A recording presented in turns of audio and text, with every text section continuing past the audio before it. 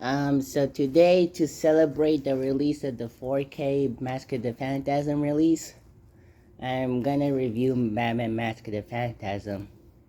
So this morning when I woke up, I watched the entire movie on Max, and gotta say it's one of the best, if not the best, Batman movie in the so far, and not so far in general. Because in this movie, Bruce Wayne is an extremely broken person. Because while he feels, because also he still feels in pain of losing his parents, but he's also struggling with two things: either be a crime fighter and being with Adrian Beaumont, if that's how you pronounce it. And he, and he, and he had a good time with Andrea, but then it failed. But then it went on a sad note when she went to his father and moved with him. And then Bruce Wayne became Batman, and it takes, interestingly enough, takes place in different flashbacks, and it's used in a good way. And of course, in the present, Phantasm arrives to kill a lot of the criminals that spoilers that were part. So talk about that, what I'm about to mean, but Phantasm kills so many criminals for a reason that were part of Phantasm's life, and the people thought it was Batman, and including one person, Robert, or is it Robert? Yeah. Who really thinks he's Batman? Who thinks that Batman is killing people, even though Gordon doesn't believe him. And but then Joker arrives and helps Harvey and his father to prove that if Phantasm is if it's actually Phantasm or Batman, and he discovers that it's the Phantasm. And so it's a good story. It's a really interesting Batman story that's different from other movies. It feels like a romantic superhero vigilante story. And let's talk about the three big parts, three best parts about it. The animation is perfect. Now, of course, this is based on Batman the Animated Series, so it has great animation. So Batman, Joker, Phantasm, Andrea, and the other Alfred have great character designs and look well and perfect. And I like how they make Batman a little much younger in between when the flashbacks come. So that's clever, just to let you know that it takes place in the past.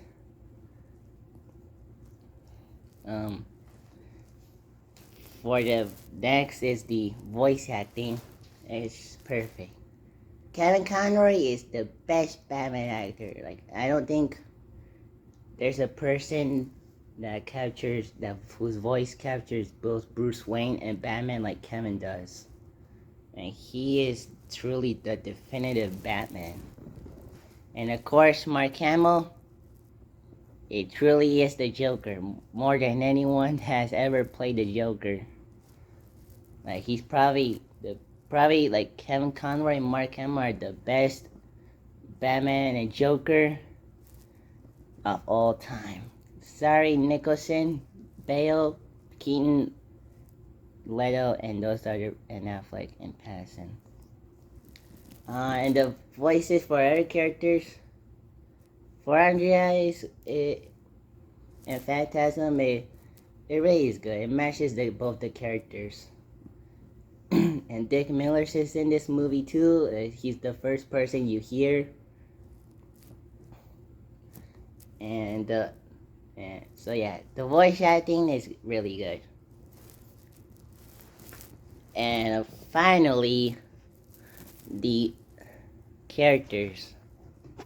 Now, of course, you have Batman and Joker, and they are still.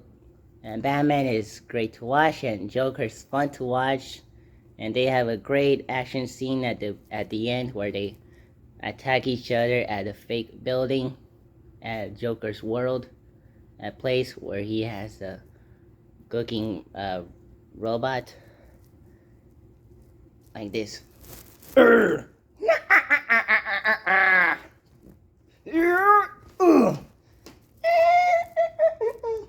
Joker.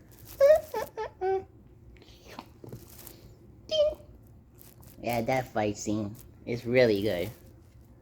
But like I said, for spoiler part, so Phantasm is Andrea, and she's doing this because after the criminals killed their father, and made and